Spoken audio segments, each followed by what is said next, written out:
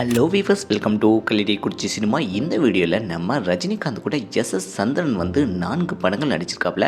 அது என்னென்ன படங்கள் எந்த வருஷம் ரிலீஸ் ஆகிருக்கு அப்படிங்கிறத இந்த வீடியோவில் பார்க்க போகிறாங்க. அதுக்கு முன்னாடி நம்ம சேனல் வீடியோவை இப்போ தான் ஃபஸ்ட் டைம் பார்க்குறீங்களா, நம்ம சேனல் வீடியோவை ஃபுல்லாக பாருங்கள், லைக் பண்ணுங்கள், கமெண்ட் பண்ணுங்கள், சப்ஸ்கிரைப் பண்ணுங்கள், கூடவே இருக்கிற பெல் ஐக்கனை மறக்காமல் கிளிக் பண்ணுங்கள். வாங்க வீடியோக்குள்ளே போகலாம். நம்ம ரஜினிகாந்த் கூட எஸ்எஸ் சந்திரன் 4 படங்கள் வந்து நடிச்சிருக்காப்புலங்க. அது என்னென்ன படங்கள் அப்படிங்கிறத பார்த்துலாமா? ஃபஸ்ட் படம் பார்த்திங்கன்னா 1983ஆம் ஆண்டு நம்ம ரஜினிகாந்தனுடைய 33வது வயசில் அடுத்த வாரிசு அப்படிங்கிற படம் தாங்க.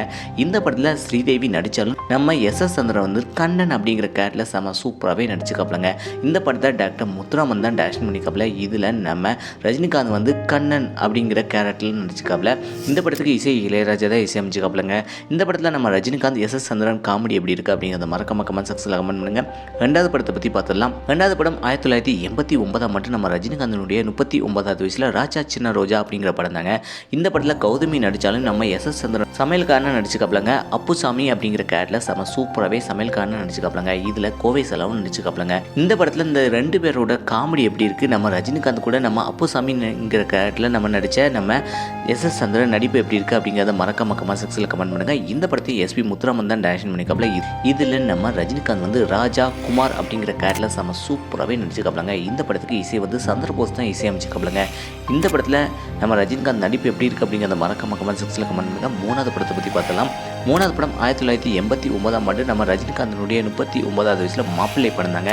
மாப்பிள்ளை படத்தில் நம்ம ரஜினிகாந்துக்கு ஜோடியாக அமலா நடித்தாலும் நம்ம எஸ்எஸ் சந்திரன் வந்து வில்லனாக நடிச்சுக்காப்லங்க. இல்லை விநாயகம் அப்படிங்கிற கேரக்டரில் செம சூப்பராகவே நடிச்சுக்காப்லங்க. இதில் வினு சக்கரவர்த்தி நம்ம எஸ்எஸ் சந்திரன் வில்லனாக நடிச்சுக்காப்ல. இந்த படத்தில் நம்ம ரஜினிகாந்த் கூட நடித்த எஸ்எஸ் சந்திரன் நடிப்பு எப்படி இருக்குது அப்படிங்கிறத மறக்காம கமெண்ட் செக்ஷனில் கமெண்ட் பண்ணுங்கள். இந்த படத்தை ராஜசேகர் தான் டைரக்ஷன் பண்ணிக்காப்ல.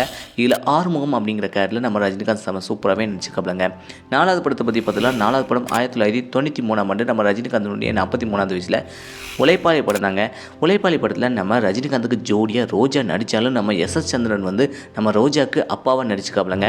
சீதாபதி அப்படிங்கிற கேரக்டரில் செம சூப்பராகவே நடிச்சுக்காப்ல நம்ம எஸ்எஸ் சந்திரன். இந்த படத்தை பி வாசு தான் டைரக்ஷன் பண்ணிக்காப்ல. இந்த படத்துக்கு இசை வந்து இளையராஜா தான் இசையமைச்சிக்காப்ல. இதில் நம்ம ரஜினிகாந்த் வந்து தமிழழகன் தமிழரசன் அப்படிங்கிற கேரக்டரில் செம சூப்பராகவே நடிச்சுக்காப்லங்க.